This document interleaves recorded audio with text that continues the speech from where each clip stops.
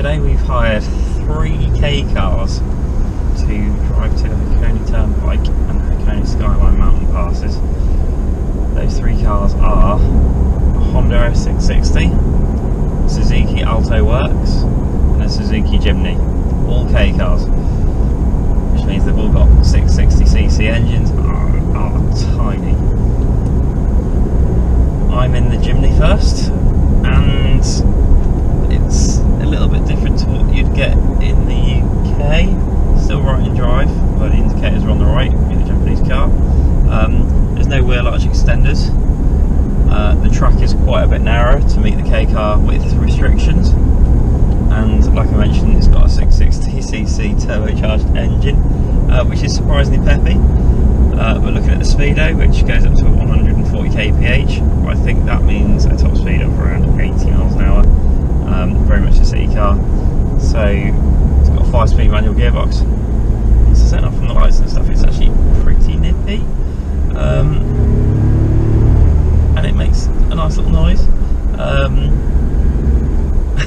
And it's got a red line according to the rev counter of 9,000 RPM, although I've yet to rev it out that high.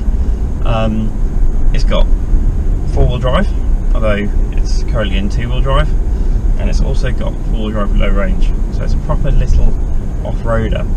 It certainly feels like it. You sit really upright. The steering is probably the vaguest thing I've ever experienced.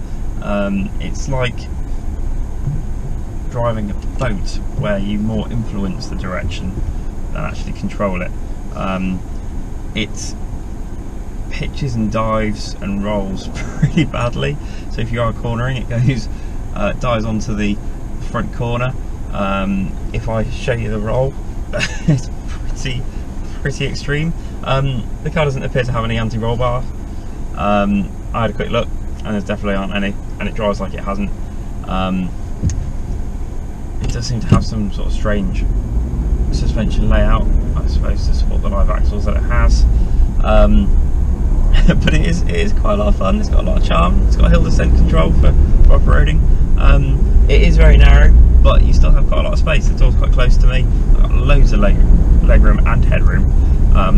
The pedals are really nicely spaced. I've got loads of space between the brake, the clutch pedal and the accelerator.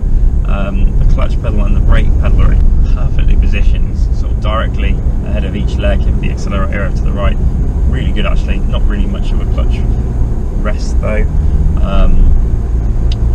So yeah, it's got a lot of charm. I can see why people would like it.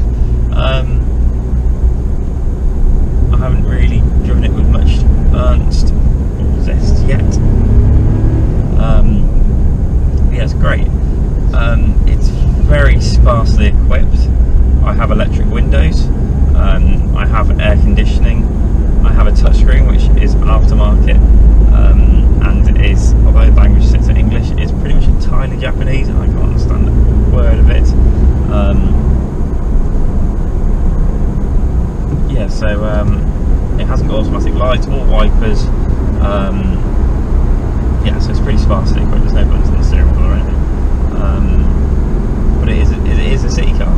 It's marketed as a city car or a K car, so you can get your tax breaks. So it's not bad actually. I do quite like it.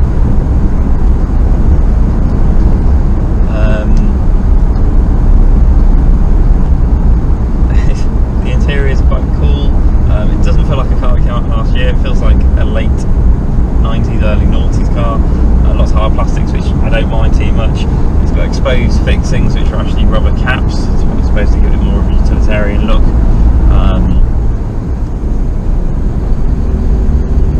And it's all right. Not a lot of space in the back. No headrests. It's got a side hitch tailgate. I think rolls. Cool.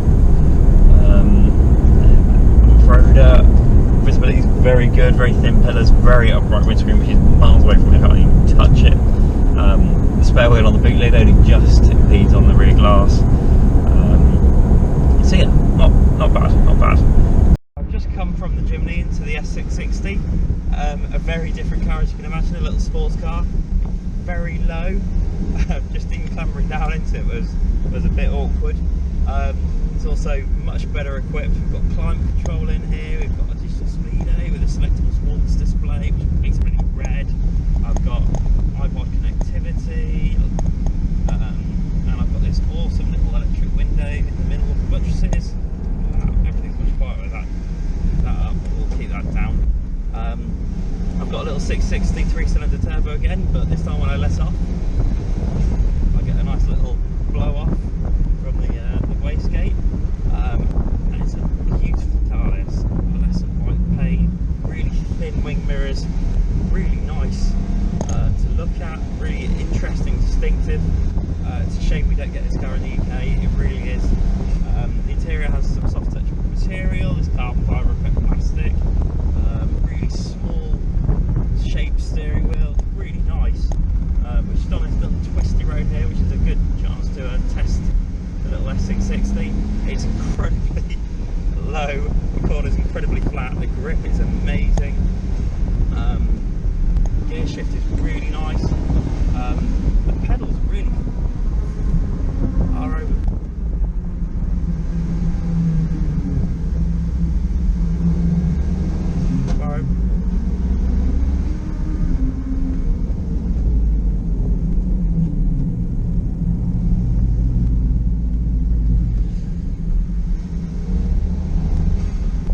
That's a bit strange. I think it's the road surface. Yeah, really, really nice car to drive. Like I said, the pedals are really far out to the left, so it's a bit of a reach to get to the brake pedal, and the seats are much closer together. I've got a lot less space in here, and my head is very close to this rollover bar. But yeah, really, really interesting car. I have a little smart roadster, and it feels quite similar to that. Maybe it feels a bit more stable, maybe a bit flatter. The engine maybe not as strong. I can really work it, but it just seems to rev quite high. Yeah, really special little car. This really special. So here we now are in the Suzuki Alto Works, and what a cheeky little car this is. Again, 660cc, 3-cylinder turbocharged engine, although it has this little telltale in the instrument cluster where as you put more load on and have more boost, the little turbo sign goes from pink to dark red, which is pretty cool. Hopefully it's not telling me it's got a problem. We've got some cool features on this car. We've got electronic climate control, we've got automatic lights, we've got keyless go, keyless entry, so it's pretty well equipped. Very plastic in here, but it's fine, it's a nice design. The door's very close to me.